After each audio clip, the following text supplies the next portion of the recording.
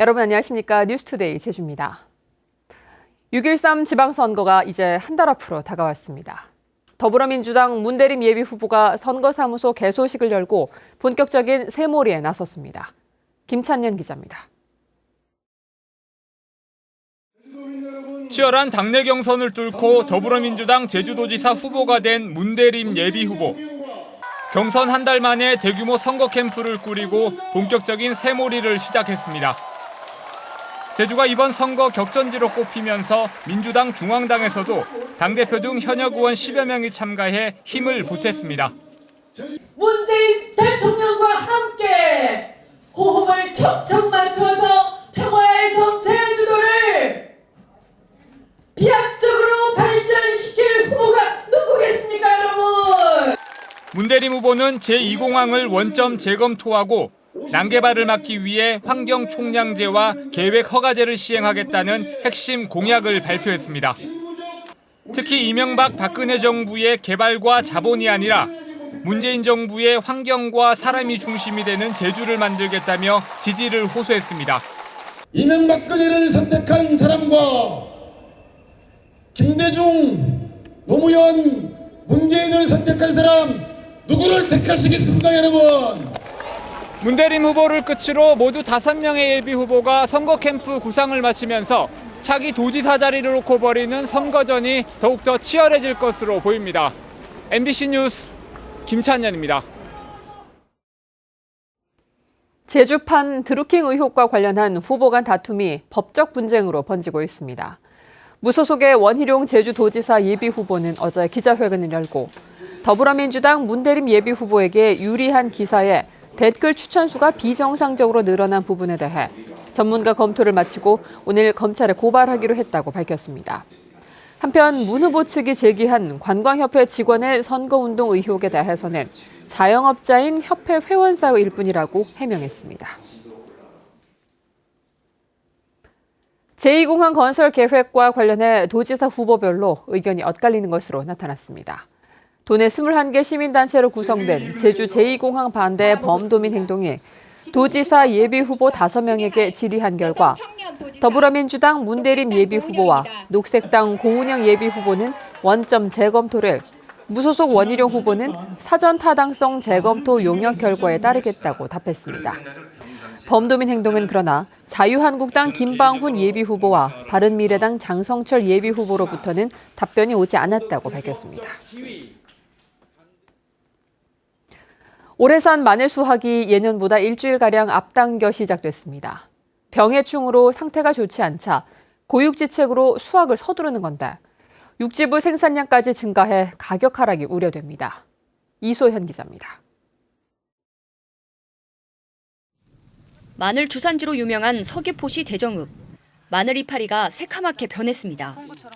줄기는 썩어 갈색으로 변했고 알차게 여물어야 할 마늘은 평소 절반 크기에도 미치지 못했습니다. 방금 막 뽑아낸 마늘입니다. 이 줄기가 겉에서부터 썩어 들어가 안은 이처럼 무르고 약취까지 진동합니다. 최근 잦은 비 날씨에 마늘이 제대로 여물지 않은 데다 병충해까지 퍼지면서 상품 비율이 절반도 되지 않는 상황. 거의 한 40년을 마늘 농사를 지었지만 아마 금년이 최악입니다. 굉장히 지금 고민 중입니다. 내년도 이거를 계속 해야 되느냐, 지금 말아야 되느냐. 반면 다른 지역산 마늘은 품질이 양호한 데다 생산량까지 15%나 증가해 마늘 가격 하락이 예상됩니다. 지금 육지부에 같은 경우는 논마늘이 굉장히 증가 추세고 또 쌀값 안정을 위해서 쌀 생산 안정제를 하면서 쌀 농사를 안 지으면 밭농사를 지을 거 아니에요. 그럼 밭농사 지으면 우리 제주도는 거의 다 밭농사인데, 밭농업인데 그 여파가 제주도에 미칠 영향이 엄청나게 크기 때문에 특히 온난화로 마늘 재배지가 확대된 데다 매운맛이 상대적으로 덜한 육지부 품종에 대한 선호도가 높아지면서 제주 지역 마늘 농가들의 시름이 깊어지고 있습니다. MBC 뉴스 이소연입니다.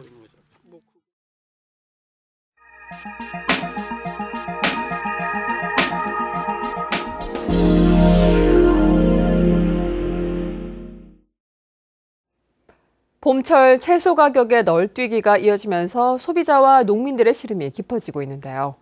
전국 최대 생강 주산지인 안동에선 경북 생강출하조절센터 건립을 앞두고 있어 널뛰는 가격을 잡을 수 있을지 기대를 모으고 있다고 합니다.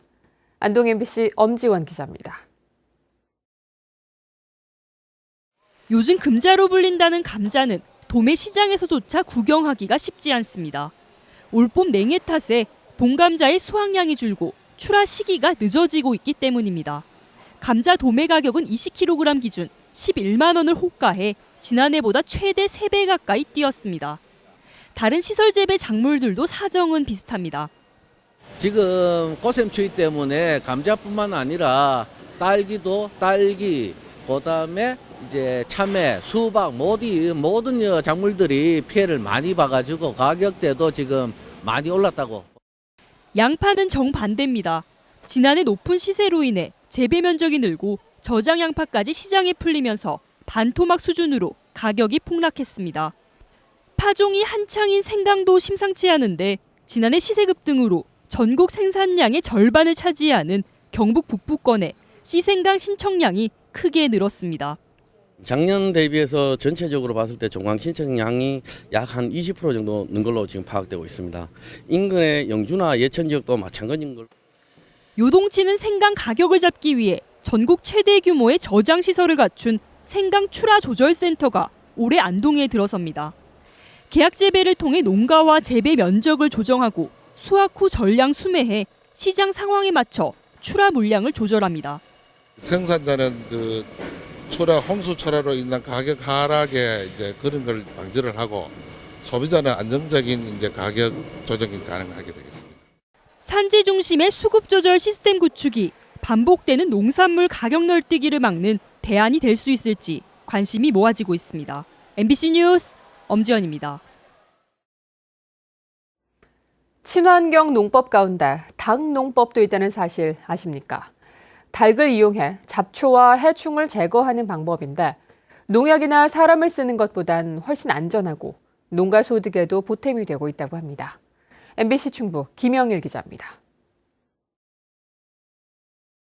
산기슭에 자리 잡은 밤나무 과수원에 닭들이 이리저리 무리져 다닙니다.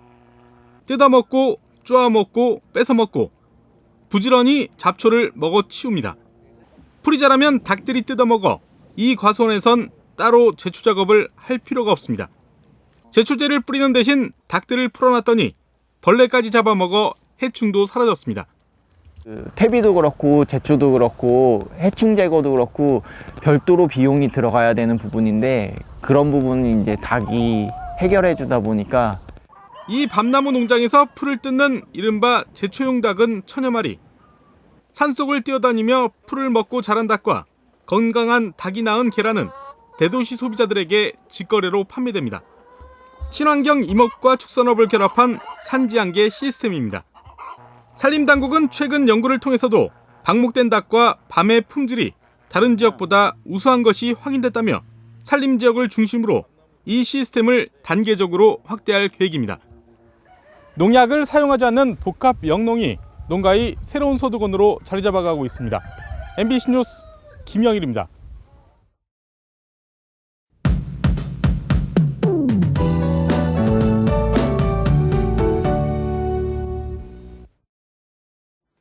네, 한 주의 시작인 오늘은 남해상에 위치한 고기압의 영향으로 맑은 날씨가 이어지겠습니다. 하지만 오늘도 안개나 방모가 낀 구간이 있으니까요. 출근길 교통안전에는 각별히 주의하셔야겠습니다. 당분간 기온은 평년과 비슷하거나 조금 높겠습니다. 현재 기온 살펴보시면 15도로 어제 같은 시각과 비슷하게 출발하고 있고요. 낮 기온은 24도로 어제보다 2도가량 오르겠습니다. 다음은 자세한 지역별 날씨입니다. 오늘 아침 북부 지역 맑은 가운데 아침 기온 애월과 제주가 15도, 조천이 16도로 출발하고 있고요. 서부 지역의 아침 기온은 16도 내외로 출발해서 낮 기온 23도 안팎까지 오르겠습니다. 남부 지역의 현재 기온은 안덕과 서귀포가 17도, 남원이 16도 보이고 있습니다. 동부 지역도 맑은 가운데 낮 기온은 23도 안팎까지 오르겠습니다. 현재 성판악이 13도, 윗세오름은 9도로 출발하고 있고요. 오늘 아침은 추자도를 비롯한 해안 지역에 안개가 짙게 낀 곳이 많습니다. 대기가 습하고 맑은 날씨에 복사냉각으로 중산간 이상에도 방모가 낀 구간이 있으니까요. 교통안전에 각별히 신경 써주셔야겠습니다. 바다의 물결은 남쪽 먼바다에서 최고 2m까지 비교적 높게 일겠습니다. 오늘 광주공항에는 안개가 짙게 껴 있고요. 저시정특보가 발효 중입니다. 주간 날씨입니다. 내일 오후부터 차차 흐려져서 목요일에는 다시 한번 비 소식이 있습니다. 기상정보였습니다. 제주지방경찰청은 개정된 경찰 인권보호 규칙을 오늘부터 본격 시행한다고 밝혔습니다. 새 규칙에는 국가인권위나 국제인권규약기구의 권고 수용 여부를 경찰이 자의적으로 결정하지 않고 자문기구를 통해 타당성을 검토하고 각종 치안 정책과 집회, 시위 대응 등 경찰 활동의 인권 침해 요인을 사전에 평가해 예방하도록 하는 내용 등이 포함됐습니다. 한국노총 전국건설사업노조는 제주 출입국 외국인청에 긴급 면담을 요청하고 도내 건설인력 시장을 장악한 불법 체류 중국인 노동자에 대한 단속을 강화해 줄 것을 촉구했습니다. 건설노조는 최근 공사 현장에 불법 체류자 고용 사실을 신고해도 인력 부족 등의 이유로 단속이 이루어지지 않는다며 적극적인 단속을 요청했습니다. 도내 불법 체류 외국인은 11,000여 명으로 이 가운데 절반인 6,000여 명이 건설 현장에서 일하고 있는 것으로 추산됩니다. 사드 보복 이후 얼어붙었던 제주 지역 소비가 2년여 만에 활황세를 보이고 있습니다. 통계청이 발표한 올 1분기 서비스업 생산과 소비 판매 동향에 따르면 제주의 소매 판매는 지난해 같은 기간보다 6.8% 증가해 2016년 4분기 이후 가장 큰 폭으로 증가했습니다. 업종별로는 면세점이 13%로 가장 큰 폭으로 증가했고 잡화와 편의점이 9.5%로 뒤를 이었습니다. 올해 초 제주 신화월드로 영업장을 옮긴 제주관광공사의 시내 면세점 매출이 크게 증가했습니다. 제주관광공사에 따르면 지난달 면세점 매출액은 87억 원으로 지난해보다 3배 넘게 늘었습니다. 관광공사는 올해 말까지 정상 영업이 이루어지면 최근 2년간 발생한 영업 손실을 회복할 것으로 내다봤습니다. 저소득층의 자산 형성을 지원하는 희망 키움 통장 가입자 추가 모집이 다음 달 1일부터 15일까지 이루어집니다. 가입 대상은 4인 가구 기준으로 소득이 226만 원 이하의 주거나 교육급여 수급 가구 또는 차상위 계층으로 읍면동 주민센터로 신청하면 됩니다. 희망 키움 통장은 가입자가 매달 10만 원씩 저축하면 근로소득 장려금 10만 원이 지원되는 사업으로 올해는 신규 가입 대상자 302명을 모집합니다. 여성 공동체 창업 지원이 이뤄집니다. 제주도는 창업 지원 운영단체를 공모해 한방꽃차 연구소와 인문학 놀이터 등 4개 업체를 최종 선정했습니다. 이들 업체에는 창업 설계 교육이 진행되며 창업자금 1,500만 원이 지원됩니다.